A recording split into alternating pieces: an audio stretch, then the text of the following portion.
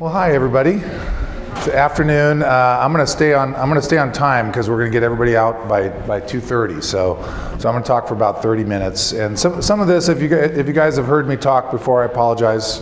Some of it I'll be repeating. I come up with a few. The kind of end I want to kind of focus on ideas with regards to kind of strategies for improving quality of life for adults and families impacted by autism. But first, we're going to talk a little bit about trajectory and the concept, because autism is such this broad spectrum of conditions. We want to kind of think about outcome trajectory from childhood into adulthood, some of the variables that we've learned that impact that trajectory, and then think about how do we define success as an adult, and how might we improve on that success for our loved ones. So in the audience, show of hands, who identifies as autistic in the audience? Okay, thank you. And parents and family members of individuals, and then professionals working, and students, and free cookies, and you didn't have anywhere else to go today. There we go, one, okay. Okay, so let's think about the concept of trajectory, and this is really, those of us that are involved in the diagnostic process for individuals with autism. The diagnosis of autism really kind of wipes out for the parents, kind of like, whoa, I had this vision of what was going to happen with my child, and now you're saying my child has autism, and it kind of rocks their world, as you can imagine. And really one of the big questions is always like, well, what can I expect going forward? We all hear, of wonderful stories, and we all hear of, very severe tragic stories. And so everybody always understandably wants to know, well, what's my path, and what's the path for our family? There's not a lot in the literature about this, but the way I kind of break this down when I talk to families and when I talk to residents that are rotating through our clinic, I kind of think about three basic outcomes. So one outcome is this outcome called the optimal outcome group. And so the way I think about this is we take 100 people that are diagnosed in the young years, age 3 to 6, and we follow those 100 people out to age 18, okay? And let's say we put our blinders on and we disregard their early development and just look at them at the moment at age 18, about 20% of them you would really not say they have autism. Now, these individuals may be quirky, they may have anxiety, they'll go on to be programmers at Microsoft, but they really no longer meet the full criteria. Some of those individuals will continue to identify as autistic, and others will tuck it away in their history.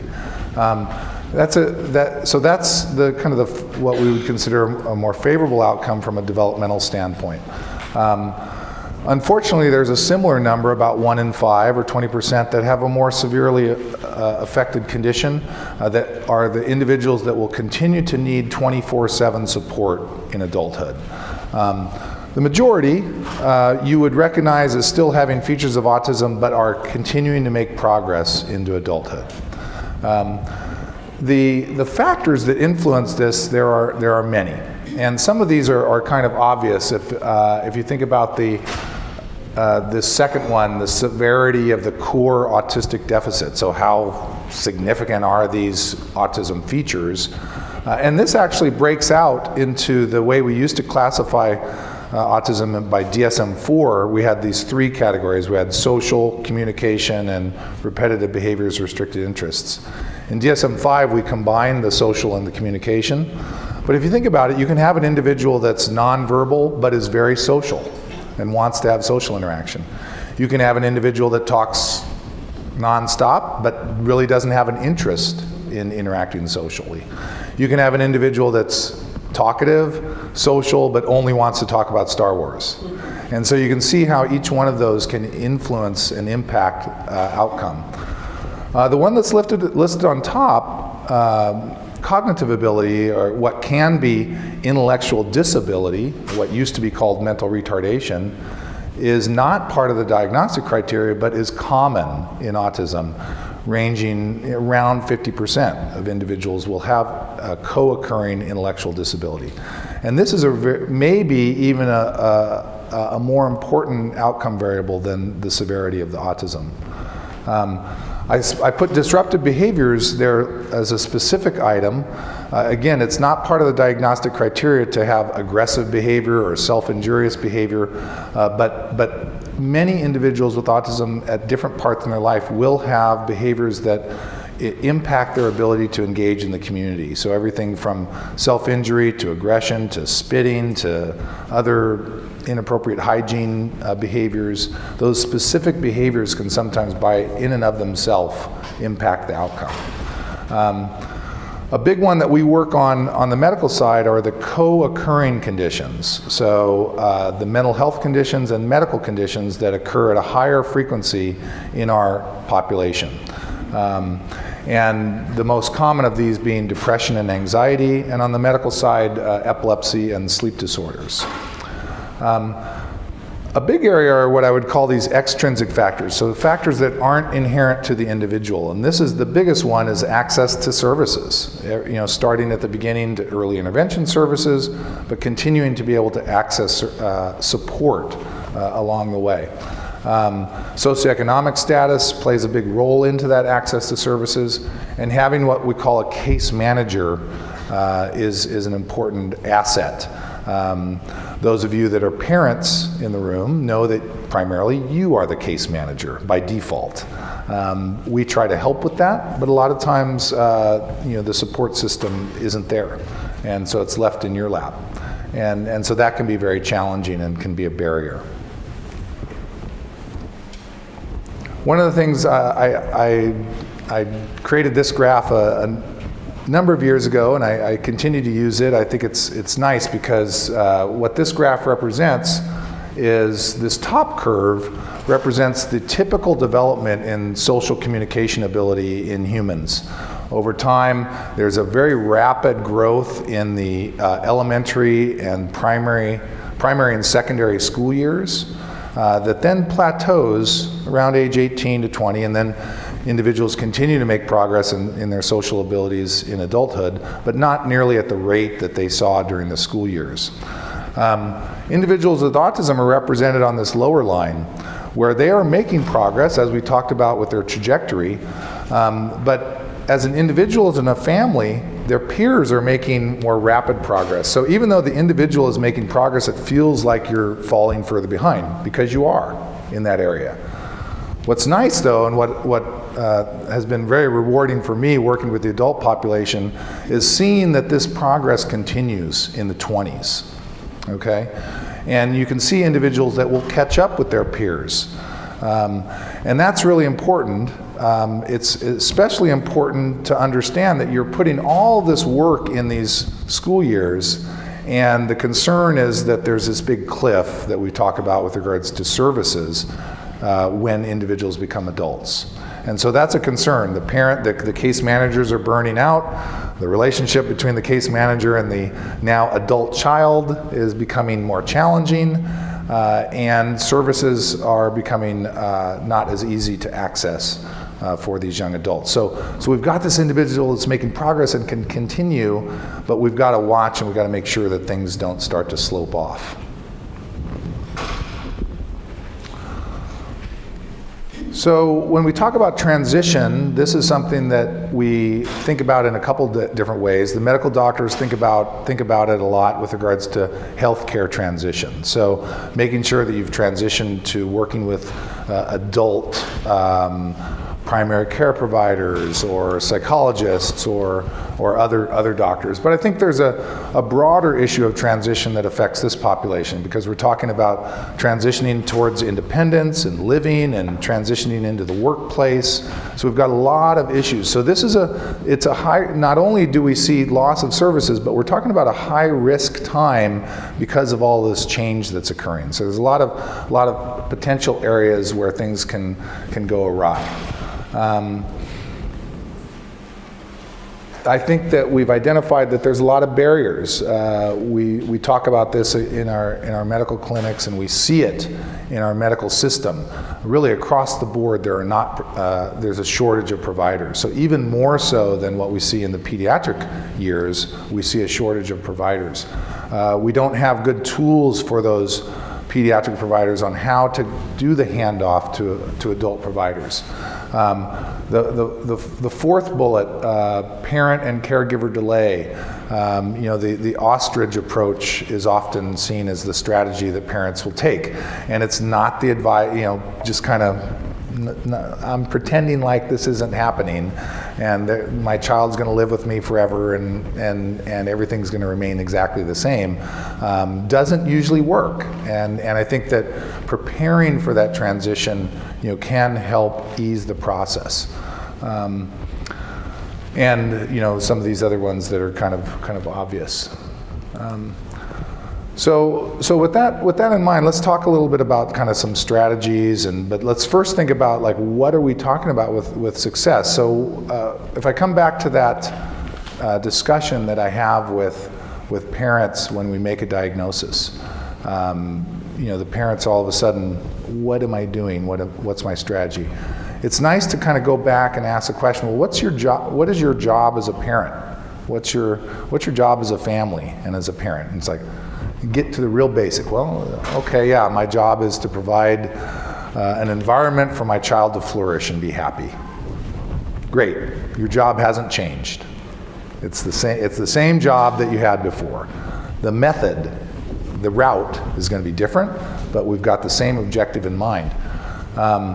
I think defining success then for a young adult with autism might be different than success for someone that is not impacted by autism.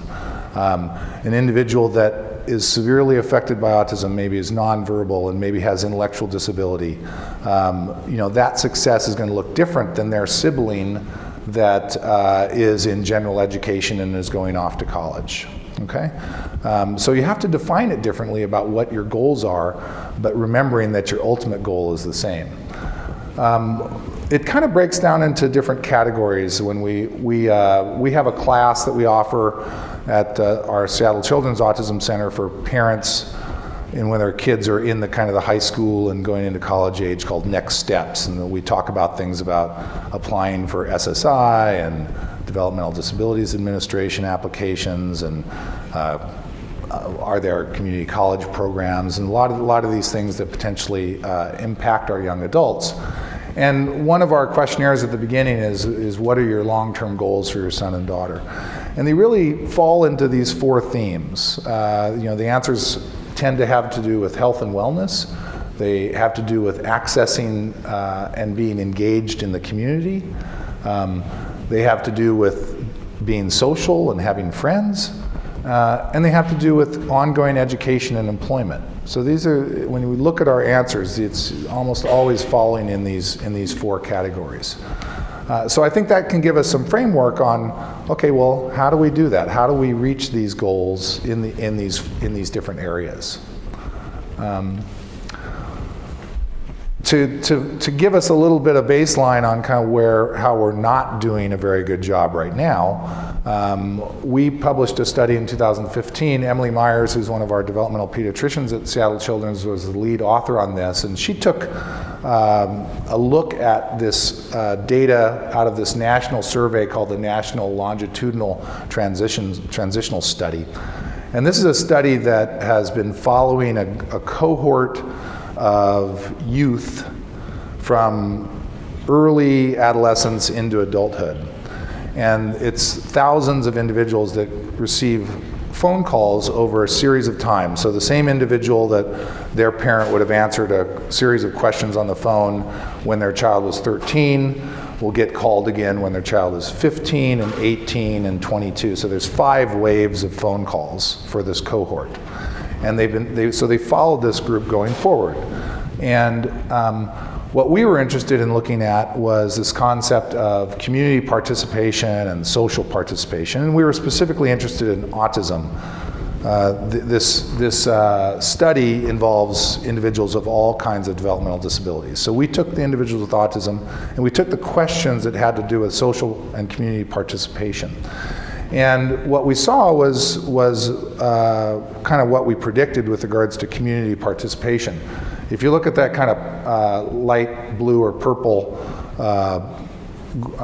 column on the left side, that's our wave 1 phone answer. And what you see there is that the parents, these were questions that said, has your youth participated in community activities in the last 12 months? And this was a yes or no answer. And so what you see is about a little over 60% of parents, when their youth was in that early adolescence age, answered yes, they have had at least one community participation in the past 12 months, which unfortunately means about 38% of the families said 0 participation. Now look at those same families when those youth were in adulthood, age 20, so that go over, now you've seen a big drop off. So now the parents, less than 50% of parents are answering yes to that question, which means that over 50% have 0 community participation. Okay, so that's a very, and the concern here is we're seeing the drop off as we kind of predicted. Interestingly, the social stays about the same, which reflect for me social being more of an intrinsic factor. You know, individuals that have the ability, have the interest, you know, they keep that ability and interest. But the ability to participate in the community goes down.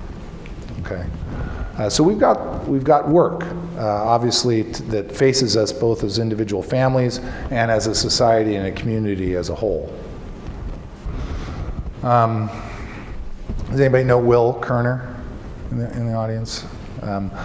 Will does some beautiful art. You'll see his art kind of at many, if you ever go to fundraisers, his mom and grandmother often will donate a piece, and that Will has done. Just to get an idea, he cuts out and uses construction paper, and he'll cut these things out and put them out on a table, and then kind of messes them up. But before he messes them up, his grandmother comes, takes a picture of it, and then she reconstructs it and puts it into piece. And some of his art is sold for a pretty good number. And he's pretty severely affected. It took me a long time for him to get comfortable with coming into my office. Used to have to go see him in the car out in the parking lot, but he does come in now. So when we think about quality of life and success, one of the things to remember is how intertwined everything is. Okay, so we'll see individuals in our adult autism clinic that are developing, depression and anxiety, and when we analyze it, the root of it might be because they lost their job, okay, or because they're having trouble maintaining friendships. So these issues of community access and social participation are tied in with the health and wellness. You can also have the reverse. You can have an individual that's severely anxious, is becoming agoraphobic and fearful of going outside the home. Well, you can obviously see how that would impact their employment and their social and community participation. So it's really important to remember how intertwined all of these things are, and you really have to be addressing them all and thinking about them all as you go forward. So I put together this list. I want to kind of hit on each one of these items as I don't know if I wanted to call them Stobbe's tips to success, but I didn't get carried away. So, but I put these together not too long ago, and so I'm happy to get suggestions for modifications as we go forward with this.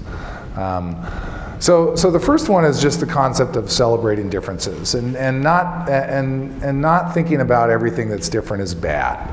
And that's really important for us as parents and siblings, and as teachers and instructors.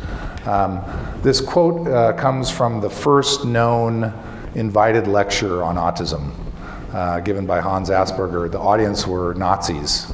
So this was in his hospital, where he basically was running kind of a school class. And if you've read Neurotribes, this is from that. But it's a pretty bold statement, and nice to be thinking about you. If you can think about his audience, it's kind of a very bold statement to be given at that time.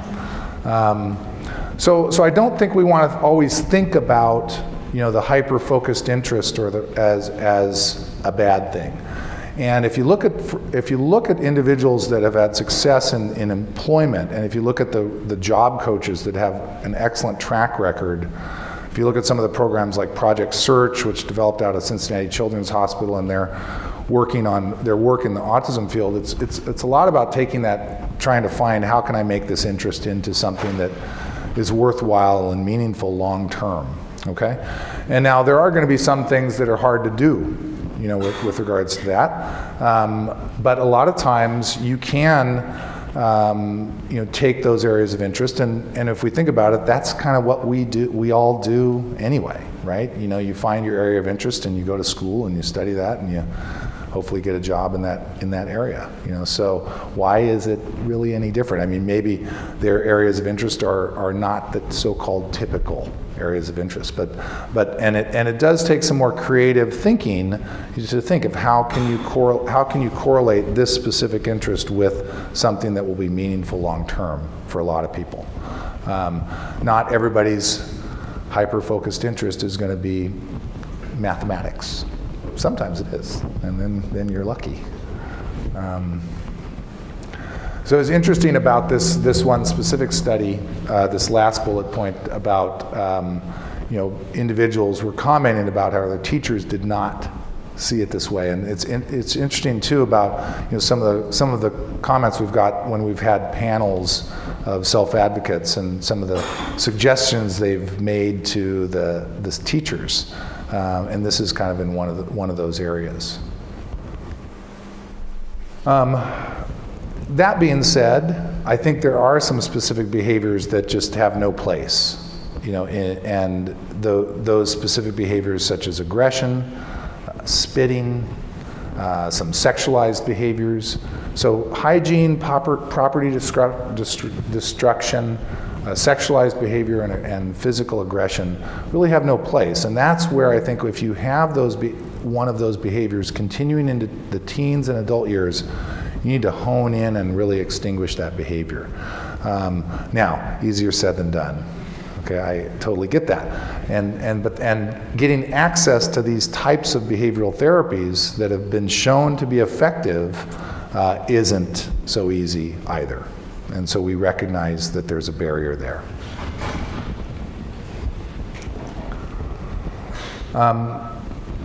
We talked about this as an independent variable of outcome, and so this is important to recognize addressing mental health.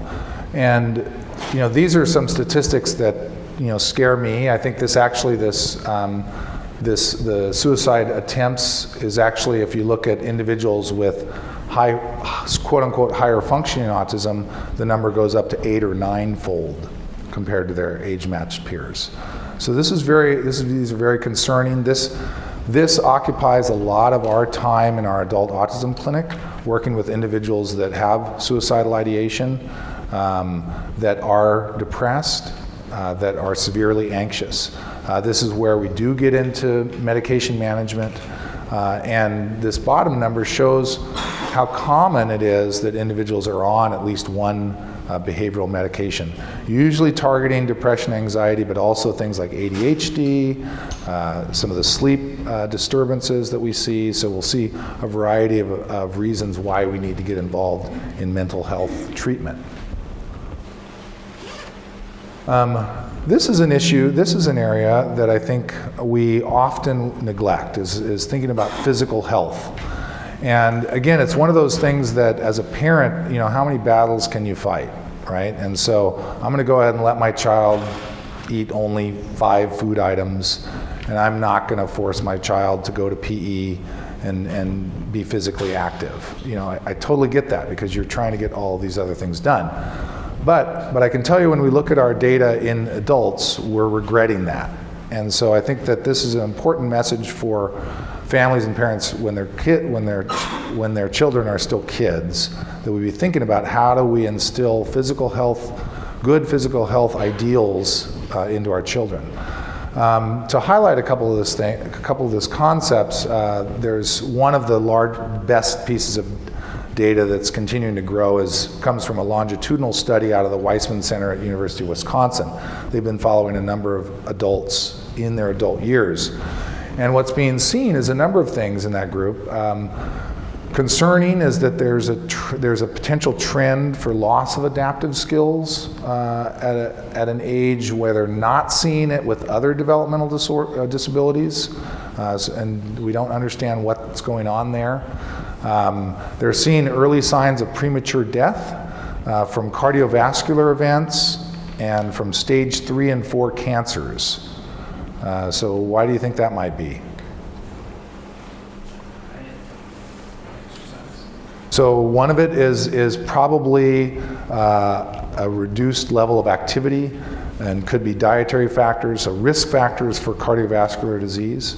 But we also think it's the failure of us in doing preventive health maintenance care, just basic visits where we get our blood pressure checked and we get our weight done. And so this is, I emphasize to families, especially for individuals that have greater difficulty communicating, we need to think of those adults like we think of our children, and they need to get annual physicals.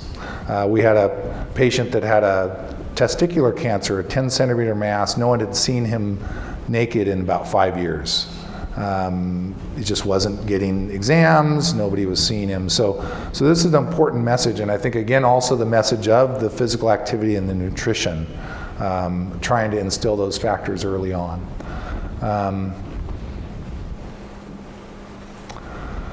So getting a job, is often, we talked about that's one of the defining aspects of success for parents.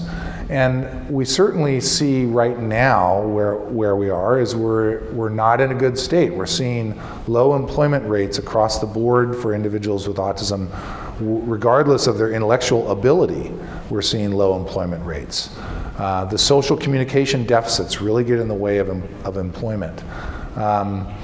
We see individuals that maybe start appropriate out of college, they get a college degree, they start, but then they become underemployed, or they never seem to get employment that matches what you would think for their educational level. Now, why is it? It's more than just making a wage, okay? And this, again, this data on this bottom bullet point, greater vocational independence relates to a subsequent reduction in autism symptoms and maladaptive behaviors, as well as an increase in ADLs. The reverse does not hold true, and what that means is that they did a cool analysis in this study. They did a bidirectional analysis where they looked at how the severity of autism impacted the ability to get a job, and then they reversed it and they looked at the impact of the job on the severity of the autism. And like our top point says, is the severity of the autism was not impacting the ability to get the job, yet the reverse was true. Individuals that had a job, it lowered the severity of their autism symptoms. And so I think of the job having a therapeutic effect. And if you think about the deficit in social communication, that makes perfect sense. Where do we, after school, where do we learn our social skills and abilities?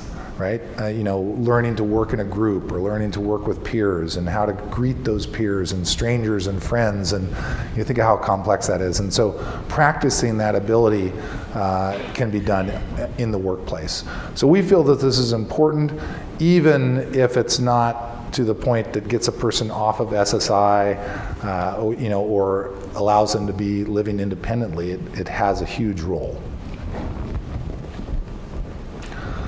Accessing the community and community access is also important for lifelong learning.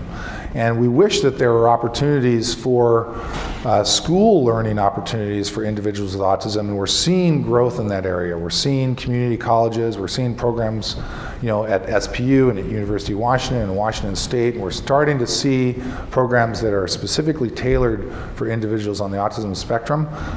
This is a program that we opened through Seattle Children's out in Bothell called the Alyssa Burnett Adult Life Center. You don't get a certified degree, but we run it like a school. So we run quarterly classes in life skills, social skills, vocation, and recreation. So we'll have a class in cooking, we have a class in Zumba, in gardening, a variety of things. And we've had it open for 3 years, and it's been a very successful program.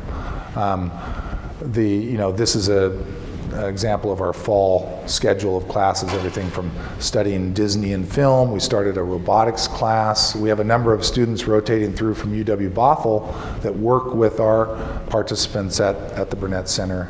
So it's a nice inclusive environment. We work a lot on that concept of transitioning, and we've made good progress with our providers at Seattle Children's on providing that extra support for families about the issue of educating for transition. We're seeing some progress also in the school districts. We're seeing some funding that is going towards working with individuals more while they're in the high school years. So hopefully we're going to see more progress on this area about how do we help families transition.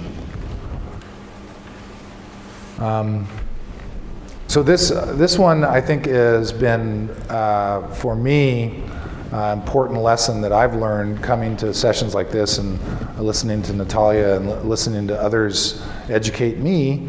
One of the big criticisms that we hear of teachers and families is from self-advocates is that I didn't get my self-advocacy skills early enough. I wasn't advocating for myself.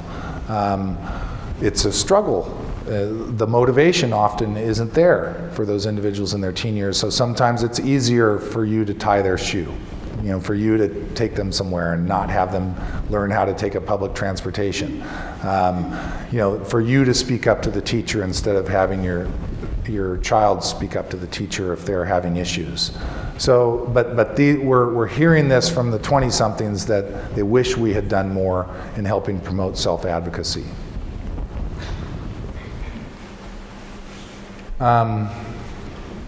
And I want to end on this about kind of engaging in the community. I think that in our clinic, we spend a lot of time working on this concept of trying to improve the skills of the individual. And I think we have a role as self-advocates, as family members, as providers to not just work on the skills of the individual, but we need to work on this. We need to work on the businesses and the community. We need to create a more welcoming society. We need to create more opportunities for employment, more opportunities for people to feel welcome to go into the community. Some of our families that we see, they have individuals that they feel very uncomfortable going out into their community. And we cannot expect the government to provide all the support for our loved ones as they age. And you as parents and as family members can't provide all the support. We need a larger, broader community to support these individuals. We're at a disadvantage because we have small nuclear families. We're not like some other societies that have these very large extended families that can support an individual. I had a young adult, his family just moved from India, and they were really struggling. They described their situation in India. He would go hang out with grandma and help knit socks in the morning. He would hang out with the kids when they came home from school and play with them. He'd go to his dad's office in the late afternoon and help file, and then he'd come home and help in the kitchen with his mom for dinner. And it was this kind of shared responsibility of the community. And we don't often have that. So can we as a community help individuals that don't know what these issues are? I think there's a lot of people, certainly in our community in Seattle, that want to do this. We're lucky from that standpoint that we live in an area that believes in inclusion. But there's a lot of people that don't know what these problems are until we educate them. So I'll just do a shameless clip on a project that we're working on with the ARC of King County that you're going to be hearing about this next year. This is called the Welcome Inclusion Initiative. And this idea is stemming from trying to build momentum coming up to next summer, summer of 2018. We have the privilege of hosting the Special Olympics National Games here in Seattle. And so all of the athletes from across the country are going to be coming to Seattle along with their families. The games are shown on ESPN. They get a lot of publicity. And we would like to take time over this next year to try to make it so that our community can be more welcoming to those individuals that come visit our city, but not just those individuals from outside of our city. We're talking about our families here as well. So you'll hear more about this coming up. I'm going to end because we're going to take 5 minutes to have you guys drink water, eat cookies. Natalia's going to come up and get settled up here on the stage, and then we'll be back to have a little chat with Natalia. So thank you very much for your attention, and we'll take 5 minutes and then we'll get going. Thank you.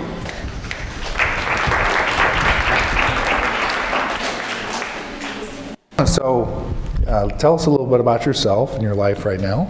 Yes, so this would be about my third year speaking here at SPU. Excuse me. My third year speaking here at SPU, and about my fourth panel with you, Dr. Stobbe. I think so. About my fourth. And I was actually a student here at SPU, and I had suggested that for Autism Awareness Month, that they take some input from autistic individuals. There was already a lot of advocacy going on here at the school, but I had a lot to say, a lot was on my mind, and I happened to be an autistic individual, so I thought that perhaps my input and the input of my friends, I had several friends who were like me, I thought that maybe we could have something to say. So. And how long have you been out of school? I've been out of school now, it's been 3 years, and since then I've worked in retail. I worked in retail for a year. I had a pretty significant nervous breakdown after that, during all that. So then I was out of work for about another year, and I have just started, not just started, since January I've been working as a preschool teacher full-time, and the full-time is a little bit intense, but I'm hanging in there. I was making some pretty unhealthy choices back when I was working in retail, and I haven't been making as unhealthy of choices since I've had this new job, so that's good news. Great. Was there something about that first job that was stressful, that was, looking back at it now? Yes, for sure. So it was irregular schedules. They'd have me shut down the store, and then the next morning I'd have to open the store. But that wasn't even a regular schedule. That was, some weeks I would have 16-hour weeks, and the next week I'd have 45 hours. It was very unpredictable. The bright lights, the people, the yelling, I had no idea that people were so nasty until I worked in retail, and that got to me pretty deeply. Yeah, we hear commonly about the sensory environment, about the Yes. lights and noise, and that seems to be underappreciated. Maybe, I mean, we all know about that, but seems to be a real barrier in the workplace. The environment, the physical environment was very hard to deal with. So I would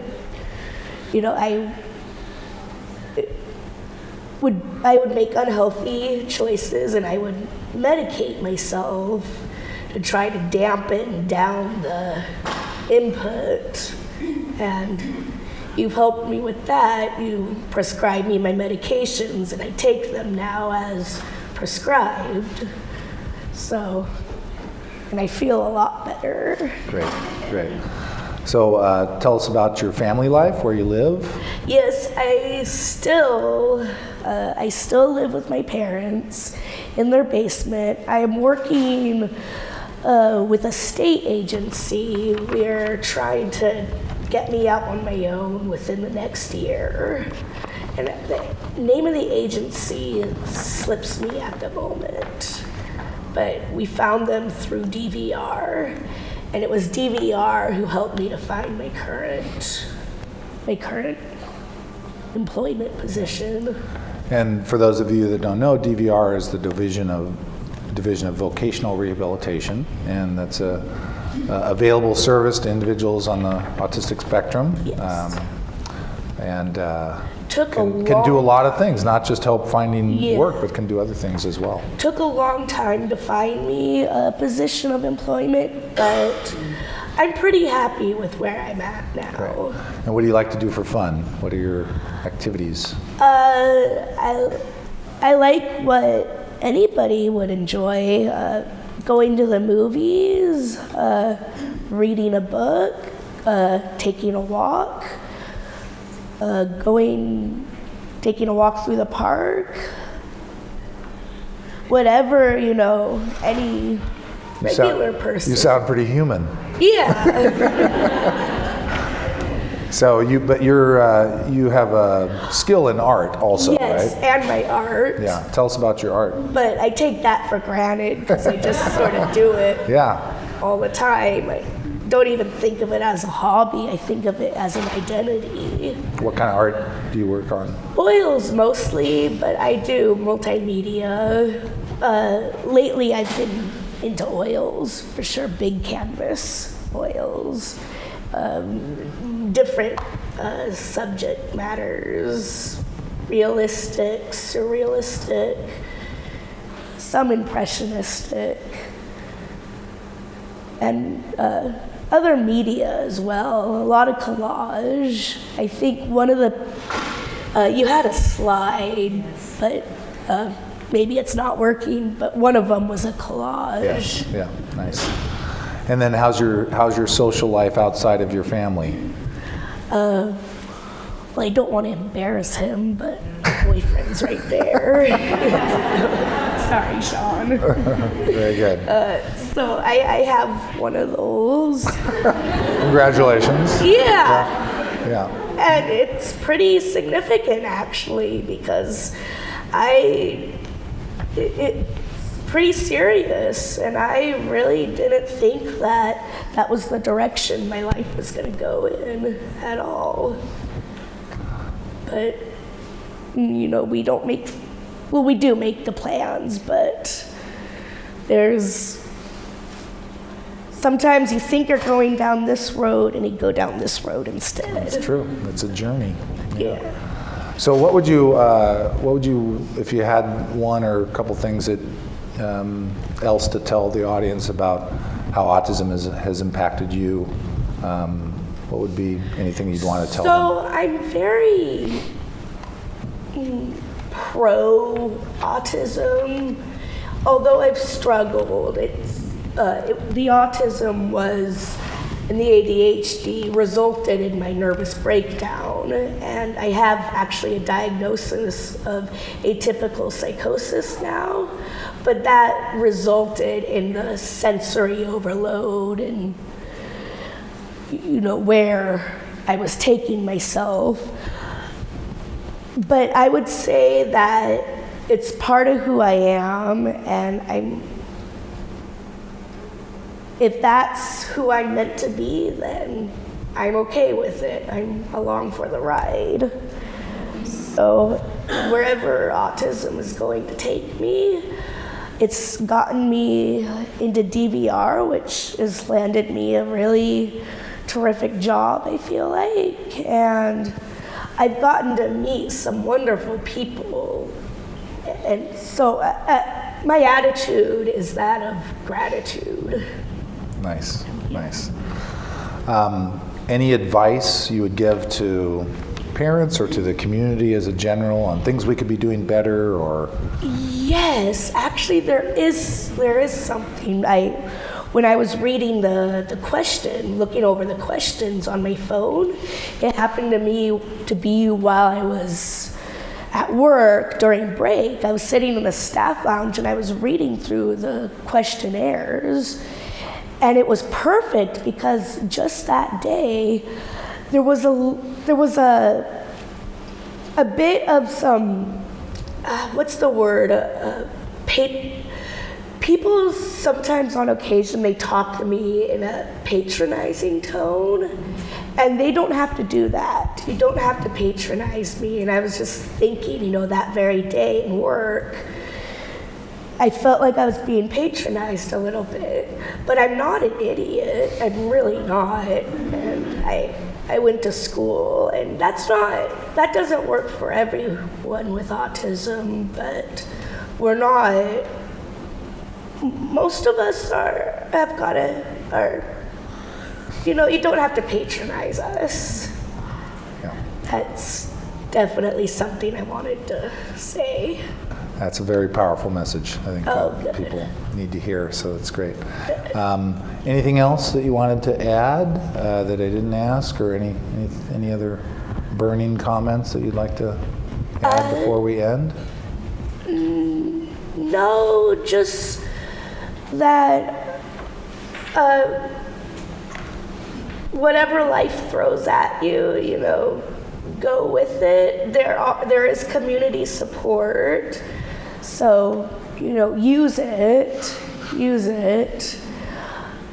and hopefully things will, society and everything will improve, and we're all in this together, whether you're autistic or not, or whoever you are, wherever you are in life, we're all in this together. So let's get through this. Beautiful. Together. Beautiful. Good. As usual, thank you. Yeah, you always thank do you. such a great Sorry, job. my voice. There's some water right there. Oh. Now that we're done. So I think we have 1 minute for a question. Now, if there's any burning questions, yes. Oh, okay. Yes, I was very touched by what you said. You're very much at a place of acceptance and very positive. Yes. And did you ever go through a period, maybe in your teen years, where you felt very angry at the world, angry at people who were maybe trying to, help you, and angry at the fact that you had autism, and maybe not so able to embrace your identity? Did you ever go through that kind of period? And if so, how did you get beyond that to this really beautiful, positive place where you are now? Oh, yes, definitely. That's a definite yes. And I still, on occasion, feel some anger toward my mother, my father, my sisters. I have older sisters, and they take care of me, but sometimes that they're a little bit, in my mind, they're a little bit too involved. I should be grateful to them, but I still on occasion feel like they're a little bit too involved. My caretakers, I've been angry at God. Absolutely. So how I've gotten past that is by growing and learning. I've been so angry that I have, like I've mentioned, I've tried to self-medicate, and that ended me up in a position that wasn't so positive. But I've gotten past that now with the help of my caretakers and my doctors. So I think actually it might be the Dr. Stobbe, the medication, my prescribed medication is working well.